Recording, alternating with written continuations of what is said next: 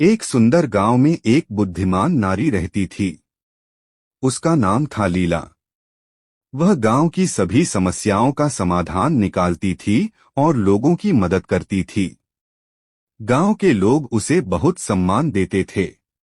एक दिन गांव में एक प्रसिद्ध ऋषि आए। उनका नाम था आनंद। ऋषि ने गांव में शांति और प्रसन्नता देखकर लीला की प्रशंसा की। उन्होंने कहा, हे लीला, तुमने इस गांव को बहुत खुशहाल बनाया है।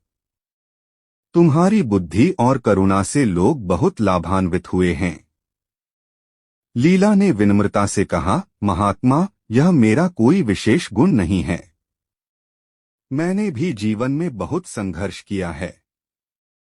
मैंने देखा है कि दुख और सुख जीवन का हिस्सा है। हमें इन दोनों का सामना करने की शक्ति होनी चाहिए। ऋषि ने कहा, तुम्हारी बात सही है लीला। जीवन में उतार चढ़ाव आते रहते हैं। महत्वपूर्ण यह है कि हम इन परिस्थितियों से कैसे निपटते हैं। हमें धैर्य और शांति बनाए रखनी चाहिए। लीला ने पूछा, महात्मा, आप जीवन में क्या सीखे हैं? ऋषि ने मुस्कुराते हुए कहा, मैंने सीखा है कि क्रोध और लोभ मन को अंधा बना देते हैं। हमें इनसे दूर रहना चाहिए।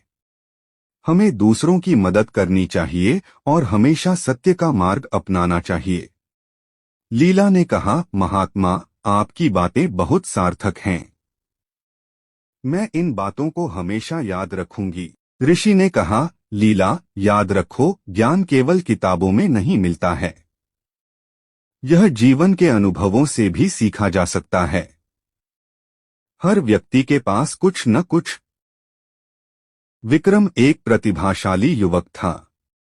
पढ़ाई में अव्वल, खेलों में दक्ष और कला में रुचि रखने वाला।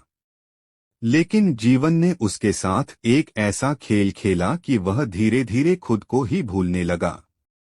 सब कुछ एक दिन में ही बदल गया। एक सड़क दुर्घटना ने उसके माता पिता को छीन लिया। अकेलापन उसे घेरने लगा। घर जो कभी खुशियों का घर था, अब एक खालीपन सा लगने लगा। दोस्तों के साथ खेलने का मन नहीं करता था। पढ़ाई में मन नहीं लगता था। दुनिया से कटने लगा। दिन भर अपने कमरे में बंद रहता। खिड़की से बाहर झांकता, लेकिन दुनिया धुंधली सी दिखती। लोग आते जाते, हंसते खेलते, लेकिन उसके लिए सब कुछ बेजान सा लगता। खाने पीने में भी रुचि नहीं रही। शरीर दुर्बल होता जा रहा था। एक दिन उसके पड़ोसी ने उसे देखा। उनकी चिंता बढ़ गई। उन्होंने समझाया, विक्रम, इस तरह से जीवन व्यर्थ नहीं जाएगा। तुम्हारे माता पिता भी यही चाहते होंगे कि तुम खुश रहो। विक्रम ने सिर झुका लिया। उसे पता था कि वह गलत कर रहा है, लेकिन खुद को संभाल नहीं पा रहा था। पड़ोसी ने उसे एक पुस्तकालय में ले गए। वहां किताबों की दुनिया ने उसे एक नया रास्ता दिखाया। उसने साहित्य पढ़ना शुरू किया। कवियों की रचनाओं ने उसके मन को छुआ। लेखकों के विचारों ने उसे सोचने पर मजबूर किया। धीरे धीरे उसे जीवन का एक नया अर्थ दिखने लगा। उसने महसूस किया कि वह अकेला नहीं है। दुनिया में भी ऐसे लोग हैं जिन्होंने दुख झेले हैं, लेकिन उन्होंने जीवन से हार नहीं मानी। उन्होंने अपने दुखों को अपनी ताकत बनाया।